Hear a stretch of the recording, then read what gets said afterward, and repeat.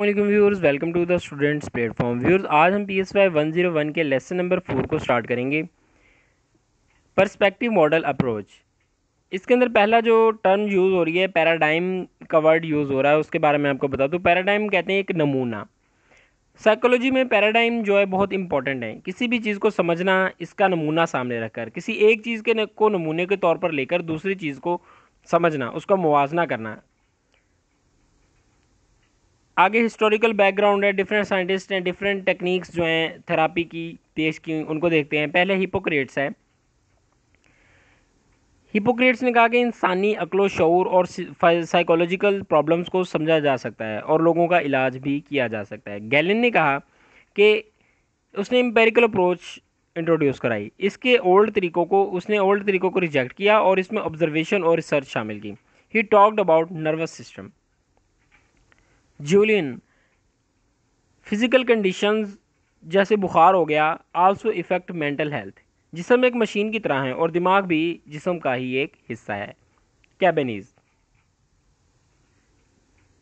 शऊर दिमाग का हिस्सा है। अगर दिमाग को जिस्म से अलहदा कर दिया जाए तो शऊरी अमल ख़त्म हो जाएगा।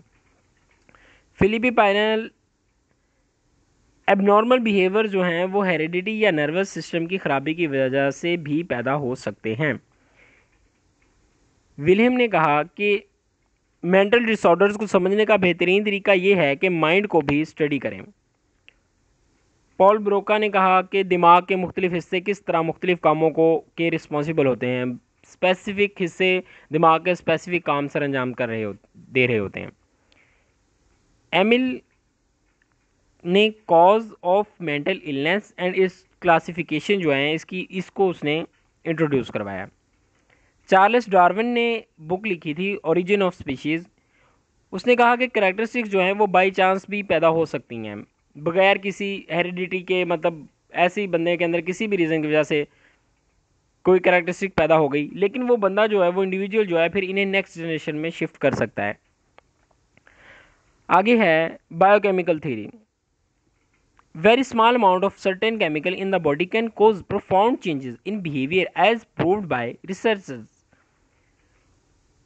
उन्होंने कहा कि बायोकेमिकल थ्योरी के मुताबिक डिफरेंट केमिकल्स होते हैं बॉडी के अंदर, हार्मोन्स हो गए जिस तरह, वो बंदे के बिहेवियर पर भी असरअंदाज होते हैं।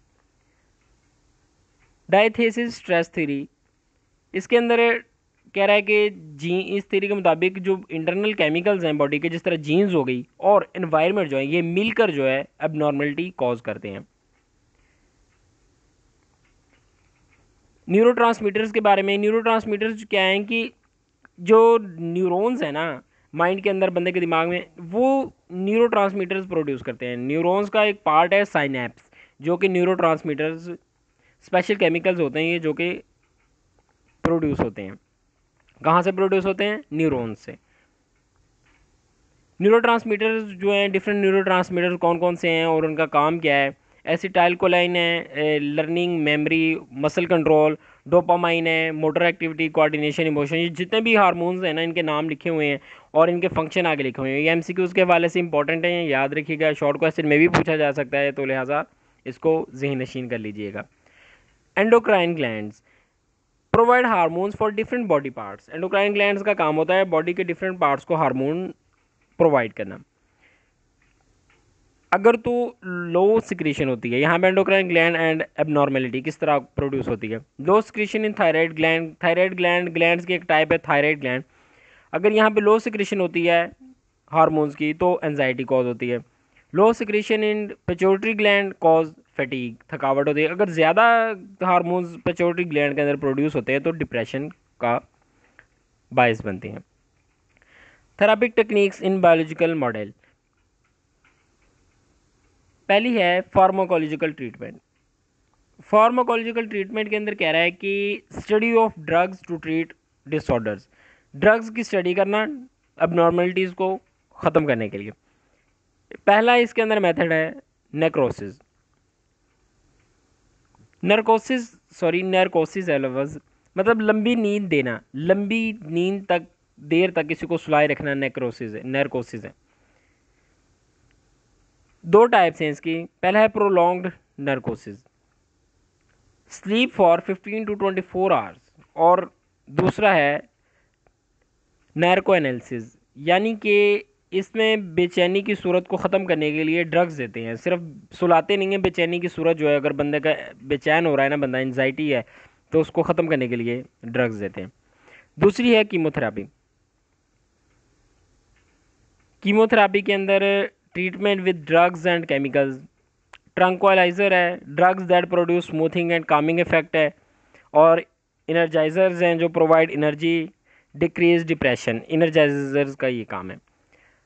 ड्रग की टाइप्स हैं डिफरेंट, स्टिमुलेंट्स हैं जिसके अंदर कैफीन, निकोटीन हो गई, अल्कोहल हो गई, उसके अलावा और बहुत सारी जितनी भी टाइप्स है ना ड्रग्स की, इनमें से दो चार को याद रखिएगा जहन में, पेपर में लिखने के लिए आ सकती हैं आपको।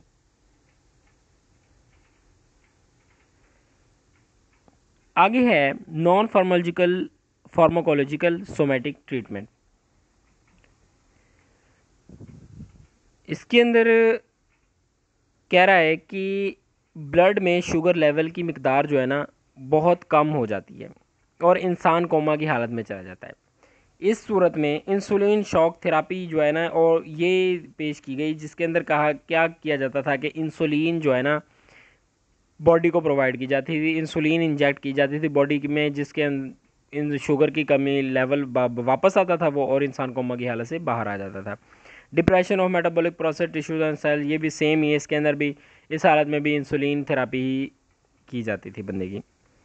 इलेक्ट्रोकन्वल्सिव थेरापी है ईसीटी, इसके अंदर कह रहा है use for several depressed people, जो लोग बहुत ज़्यादा डिप्रेस्ड होते हैं उनके लिए ईसीटी यूज़ होती है। इसके अंदर शॉक प्रोवाइड दे दिया जाता है बंदे को,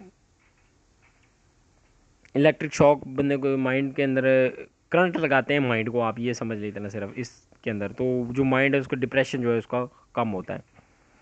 साइको सर्जरी है brain surgery. Psycho surgery brain extreme condition के अंदर जिस टाइम किसी भी तरीके से बंदे का इलाज नहीं हो रहा, फिर उसका ब्रेन का ऑपरेशन किया जाता है, इसको साइको सर्जरी कहते हैं। व्यूअर ये था PSY 101 का लेसन नंबर 4। मैं उम्मीद करता हूँ कि आपको समझ आ गई होगी। मिलते हैं नेक्स्ट लेसन में, टिल देन टेक केयर, अल्लाह हाफिज़।